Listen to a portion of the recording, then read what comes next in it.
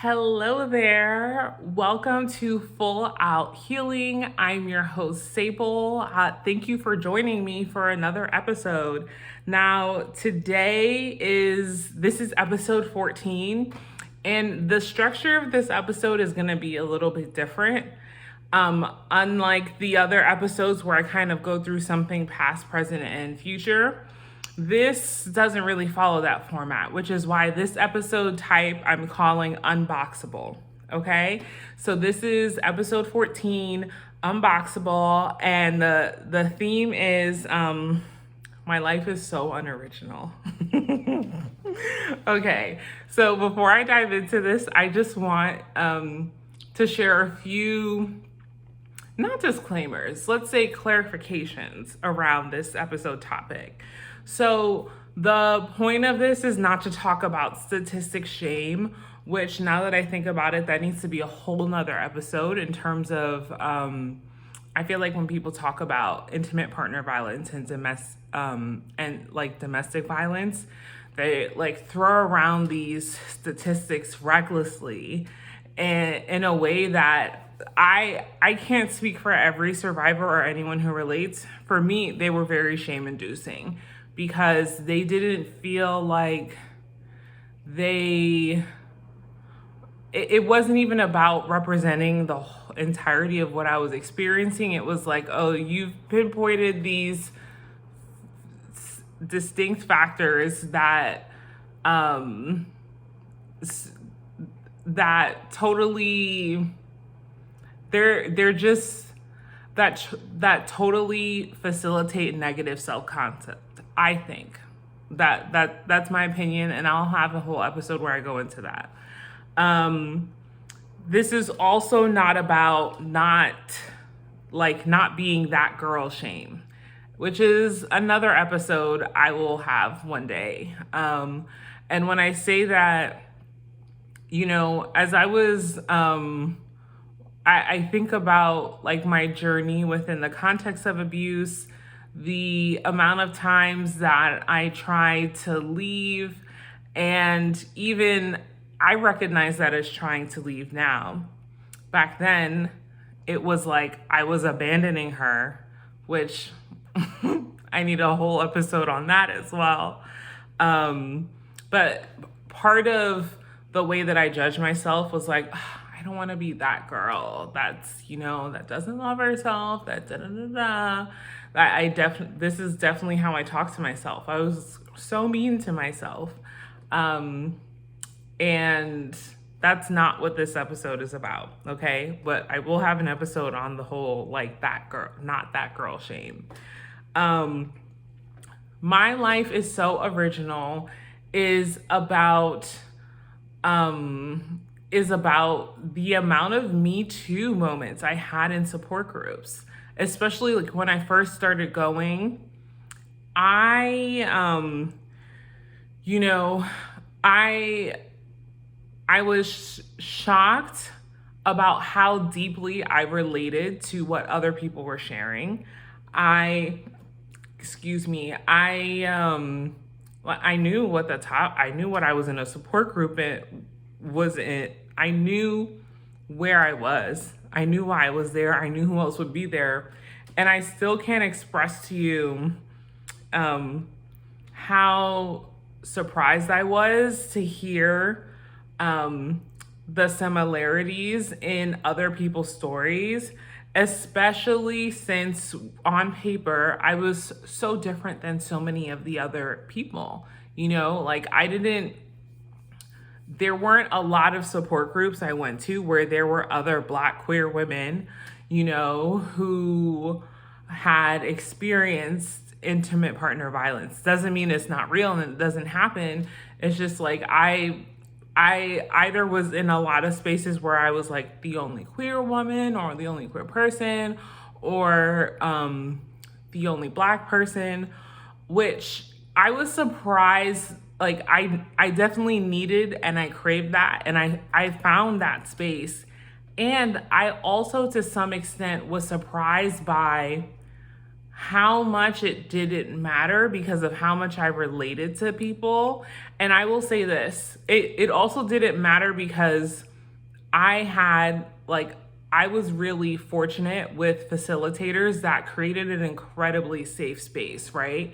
And like they did a really good job of structuring the space so that, like I felt welcome, and that they also had a way about talking about the abuse that felt inclusive. And so that's a major caveat.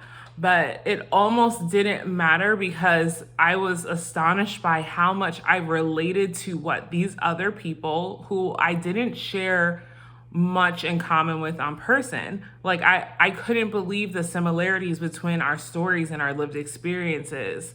It kind of defied everything that I understood about my own experience, like everything. It really started to challenge how I relate to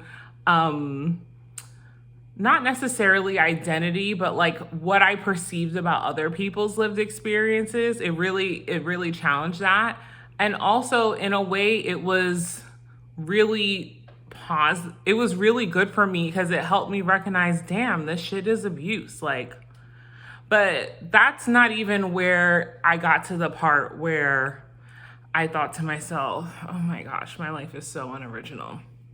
I really got there when I finally got the courage to speak in support groups. So I was in a few, and every time I went to a new support group, I would listen. I would spend the first few sessions just listening. And, I would marvel at the similarities and it really did feel therapeutic to, even if I didn't say a word, it felt therapeutic to hear myself and other people's stories because I was able to observe the compassion I had for them and of course this is that. And that slowly helped chip away the narratives and the stories that prevented me from seeing myself and that prevented me from having compassion and understanding what I was experiencing.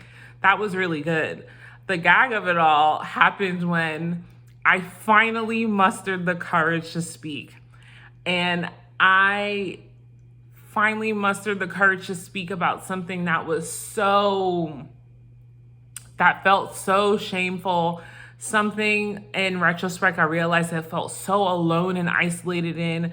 Something where I was convinced the world would crumble and I would be ostracized, or I don't leave it to my mind gremlin to come up with the worst case scenario that's legitimately on another planet. She knows how to put that brain to work, okay? So, and I would finally muster the courage to do that around whichever topic or whatever I wanted to share about. I was so convinced my world would I was so convinced that my world would crash. And then all of this intensified in the space between the last word I uttered and the silence before someone else spoke. That, talk about eons of time passing. But every single time, hands down, without a doubt, without exception, every single time I mustered the courage to speak and share that thing that felt so shameful, so dirty, but I just had to let it out. Every single time, someone said, "Oh my God, me too." I was astonished. I literally couldn't believe it. I can't even tell you it. I just had this huge wall around my being and my mind and myself. And every single time someone said "me too," it helped crumble the bricks in that facade. And not only did people say "me too," people then went on to remark about how courageous I was and how brave and how I deserve grace and compassion. Which of course someone's going to respond that way, but I was astonished by how people saw me. I literally just bared my soul. I literally just revealed one of the things I have the most shame about in the world. And you think I'm brave? What? That blew me away. And it also blew me away that not only did they think, or part of the reason why they thought that I was brave is because I spoke to something that they also felt had the same feelings about, like that they also felt ashamed or like dirty about it, or and that had that energy. And I spoke to something that they were also afraid to speak to, and it really blew me away. And as I started, especially there were instances where I would just get like more specific about the insanity of what I experienced, and how people would be like, oh yeah, me too. Oh yeah, this, or that reminds me of when da da da da. I started to think about, oh my gosh, is this a conspiracy? Did every abuser in the world, like, is there an abuser convention where there's like some secret memo going around where they all recycle the same fucking tactics? Like it really is kind of creepy. It felt almost as if I was on the other end of realizing there's been a playbook this entire time. And I think realizing that also helped me sort of forgive myself and be a little bit kinder for myself one step at a time for not knowing better, for not doing certain things. Like there are literally tactics and an order of operations, and it's very eerie how similar they are.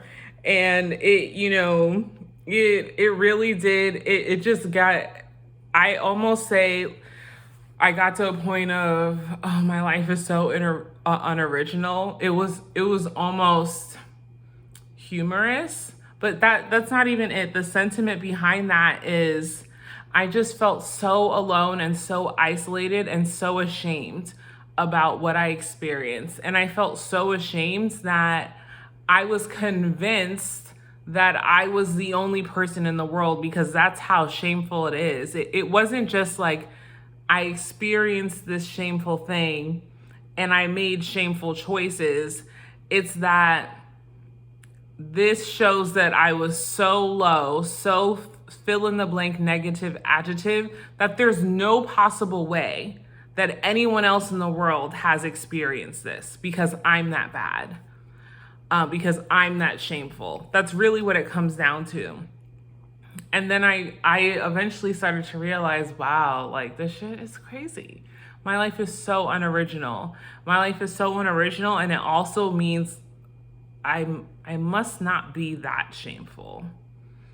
That's where it started, I must not have made that, the choice I made must not have been that shameful. What I experienced, what I endured, what I accepted must not have been so shameful that I'm the most broken, defected person in the world, that I'm the only one on the planet who'd be dumb enough to make these choices and experience these things. That's kind of the power behind realizing my life is so unoriginal. It actually felt like a milestone, and somewhat of a victory to recognize that, because I think that part of, surviving abuse, healing from it, moving towards a place of being able to thrive, so much of what makes it challenging is this, for at least I'll speak for me, so much of what made it challenging, and even the stuff I still feel ashamed about, what makes it challenging is this belief that I'm the only one, and that I'm the only one because I am so broken about something, And so being that my life is so unoriginal, it's it's a great relief. Honestly, it's a great relief because maybe all those terrible things about myself that I was convinced was obvious, that I was desperate to hide and stow away, maybe all of those things aren't true. I also want to say that there was, I'm not going to say unintended because I didn't intend, I couldn't control the direction of the healing or what came of it, but an unexpected, pleasant surprise that came from this is, choosing to be vulnerable in different support groups and sharing my story and allowing myself to be seen and supported. I was surprised by just the human connection that I felt in as a result of that in those spaces. In the trailer, I talk about how I'm someone who felt not Black enough, not queer enough, and not femme enough for her whole childhood and much of her adult life, right? And I don't know if I had an episode about it, but maybe I need to. Yeah, that might be a separate episode, kind of unpacking that. But I've not feeling enough in those core aspects of like my identity, of how I exist on earth, played a huge role in the beliefs I had within the context of abuse. It played a huge role in the beliefs that my ex-wife manipulated, and had a huge, identity was a huge part of the power and control dynamics within that relationship, right? And I just felt worse about myself over time. I just felt I felt less and less Black enough, less and less queer enough, less and less femme enough, even though I am obviously Black. Everything I do and experience in this body is a Black experience. And, I don't know how much gayer it gets than getting gay married. And what else was I looking for? That's a whole other aside. But I was surprised that, throughout all the different types of support groups and events and things I went to with and for survivors, they had people that shared different slices of those identities and experiences, I'll say, even as a survivor, because I also felt like I wasn't a survivor enough. And I did an episode on not being the perfect survivor, which if you're curious about that, please check it out. But I was surprised that as a result of attending all of these groups and finding healing in these spaces, I walked away with the understanding that I am Black AF, queer AF, femme AF. No one can take away from me that I am Black or queer or woman. And it's in my connection. I feel like, ironically, this experience of, surviving intimate partner violence and choosing to heal from it in the way that I approached it, that is so Black. It is so queer. It is so femme. And I was like, damn, universe. It's wild that, being outside of that relationship and allowing myself to be in spaces that I wouldn't have prescribed as that's where I get proof of my identity, I somehow was able to strengthen that core sense of self as it relates to those different things. I also, in these support groups, not only did I understand that I am and have always been and will always be Black enough, queer enough, femme enough, a woman, I realized it also did the same thing about my own experience as a survivor of intimate partner violence, which I I feel like I need to do another podcast episode on even the language of being a survivor, identifying as one versus saying it as an experience. That's a whole word right there, too. But part of the most jarring thing about experiencing abuse was not believing that it was abuse because of all of the convoluted narratives that jerry-rigged and kept the relationship together, and less so kept the relationship together, and more so all the narratives that allowed her violence and her choices to persist without disruption. There were constructs around that allowed it to be normal in my world. And so part of the construct meant that this isn't abuse, or that I'm the abusive one, and this is her abuse is reactive abuse, or this is mutual abuse, which is a crock of shit. And I did an episode on that, so check it out if you're interested. Yeah, so it was just, I'm in discovering how unoriginal my life is. I was surprised by the freedom I found in that, and I was also surprised by the deep self-knowing I found in that process. And I just never would have thought I would ever find it there in this process, in these spaces. I just never thought I ever would have found it there. But, the universe works as it does. Another great thing about realizing, wow, my life is so unoriginal, is that it really helped me accept that what I experience is bigger than me, which I really struggled with, because when talking about intimate partner violence, it's so, intimate and one-on-one. It's so, I feel like the narratives around personal responsibility in our society that I realized I had internalized in weird ways. Which I need to be writing down all these episode ideas I'm getting, but I need to do something on personal responsibility. But I realized that, I just lost my train of thought. So I'm aware that there's language and theory about intimate partner violence being a reflection of the systems of oppression that exist in our world.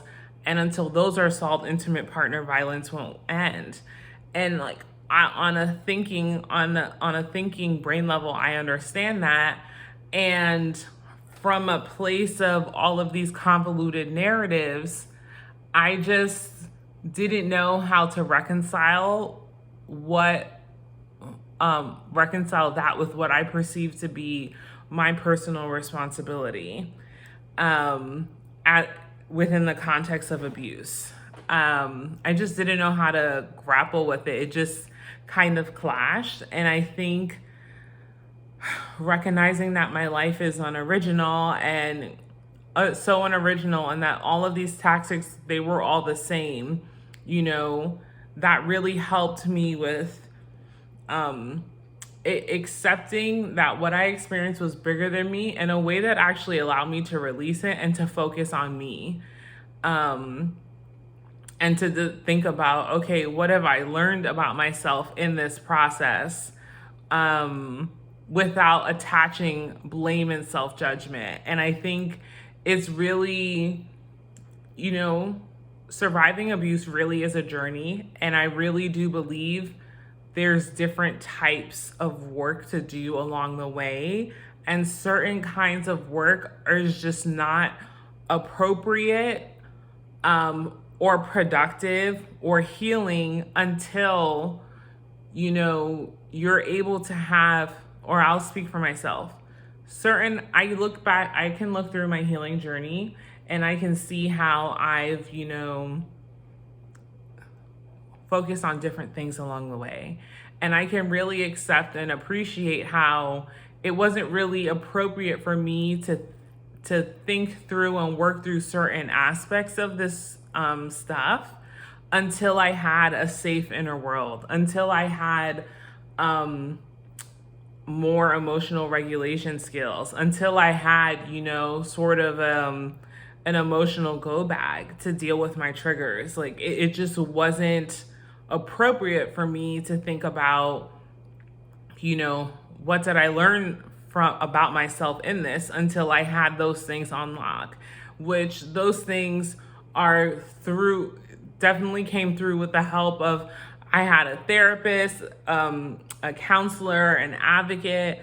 I was reading different memoirs and all this other stuff. I really had to stack up my emotional tools, my soul tools, before I could even get to a place where I can look in the mirror and see me, one, and see me and still love me, and see me and not judge me, and see me and not criticize me, and see me and not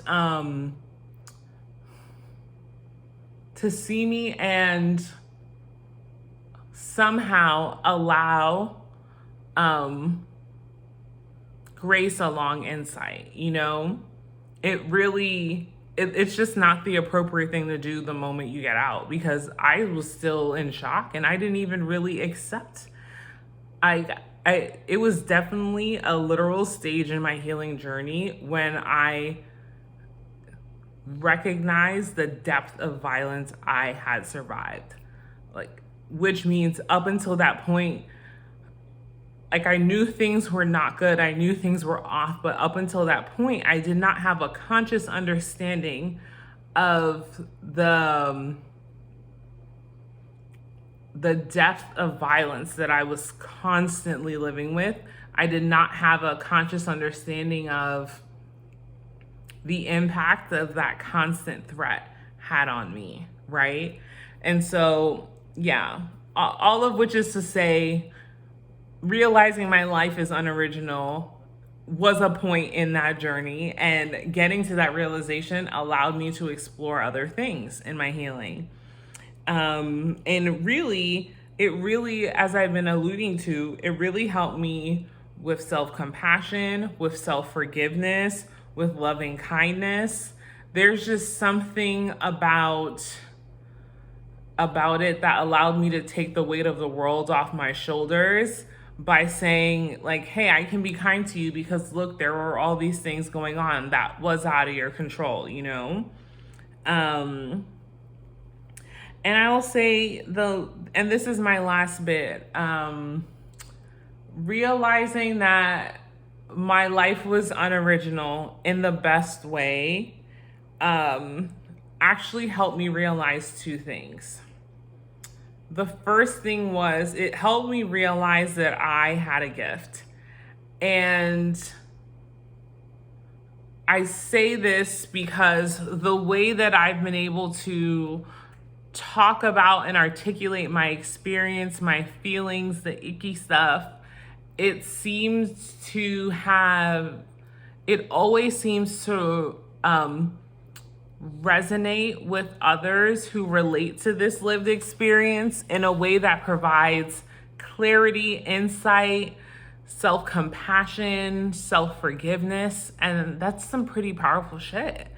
And it's something I definitely observed over and over.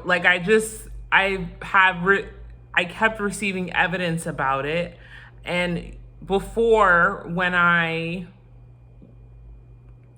inner world did not match positive evidence, it was easy for me to dismiss it. But as my inner world changed, and as the beliefs I had about myself and the world and what I experienced changed, I had to start taking into account this new data. Sable, something about the way you speak to things heals people. it helps people heal themselves. And that leads me to the second thing, is realizing my life is so unoriginal has made me realize that maybe, just maybe, there is a purpose to my suffering, to the suffering I've endured beyond just me. Maybe. What if, and not that it needs to have a purpose beyond just me. Just me is more than enough and a gift to myself and planet Earth. I'm clear on that.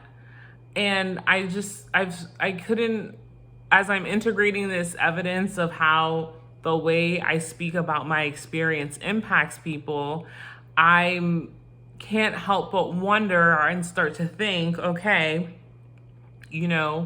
what if, part of what comes out of this is, out of this suffering, what if the purpose of it beyond just me is to help others in this heal themselves? What if the purpose of this, of confronting, of the pain of the shame of it all, and conquering mountain ranges of shame and tsunamis of fear and self-doubt, what if the point of it all, what if outside of leading me down the path to finding me and choosing me, what if it also offers me something that helps people do that for themselves? And as I started to sit with that, it started to feel like a responsibility. And not a responsibility in a bad way, which I also relate to responsibility different now. Personal responsibility different now. Definitely need an episode on that. I would have to rewatch my own episode and take down a list of all the episode ideas that popped up. But yeah, as I've integrated these facts, it's required me to consider this. And I feel I started contemplating it as not just like a responsibility, but as I don't want to say calling. What I can say is I've just felt a increasing strong pull, a burning desire or compulsion to just speak my truth. And when I encountered that, let me tell you, I was not happy at all. Like, before this, you couldn't find me on social media. I was a damn ghost. And part of it was the hiding that came from the shame of the relationship, which that's another podcast episode idea. But I just wasn't really online. So the idea that I was like feeling called to do this, it terrified me, because I was struggling already with allowing myself to be seen and to choose visibility, which is another episode. But it was an immense struggle. Like, I remember just a few weeks ago, I posted an Instagram story for the first time, and I was fucking terrified. Like, I was scared to do it. I even had recorded the trailer for this months ago, and I posted it on YouTube, and then I told no one about it because I was so scared. And it really wasn't, and I had this idea for this show months ago, but I was just so scared. And my life, I also just like didn't have the stability I needed to be able to take on this vulnerability, which it's a miracle the things you can do when you feel safe. That's another episode. Or it's a miracle the things I can do when I feel safe. And I marvel at the ways I've harshly judged myself when I lacked basic safety, which is a requirement, not a nice to have, and not a like you should have grit and push through type thing. Yeah, it's astonishing. But all of which is to say, this is wild that I'm doing this show, that I'm publishing these videos, that I decided to do 100 Days of Truth challenge. That's all some crazy shit for me because I was content hiding until I wasn't. Take that, universe. And what honestly gave me the push to finally start is there's this podcast I really like listening to that has been really supportive for me in my own healing journey. And I was, the host did this one interview of domestic violence survivors because she saw something that said it went up like crazy during COVID, and she was so mad about it. And it just had the energy of like she just learned that this problematic thing existed and just had to march to the streets to do it, which isn't a bad thing. And I love this person. I love their show, and our interview was awful. And there are so many things that there are just so many things people fixate on when it comes to listening to survivors and hearing their stories. And she literally did all the wrong things. And it made me so mad. I was so mad. I was like, oh my gosh, I'm so mad. And I was like, why am I so mad at this person? Because I realized I wasn't even mad at her for doing the interview that way. It's like it was just representative of society. And I would expect to hear the same shit from anyone else because that's the society we lived in. And that's when I was like, okay, it sounds like it's time for full out healing to take space, Sable, because presumably you would be a part of that disruption. And now here we are. Yeah, but that's episode 14, Unboxable. My life is so unoriginal. I'm really curious if you relate to any of that, and I'm curious about how has that shown up for you in your life, or how has that shown up in your healing journey, if at all. The idea of, oh my gosh, my life is so unoriginal. I'd love to hear it, or really anything that feels supportive and safe to you. How about that? All right, y'all. Thanks so much for listening. I'll see you tomorrow. Bye.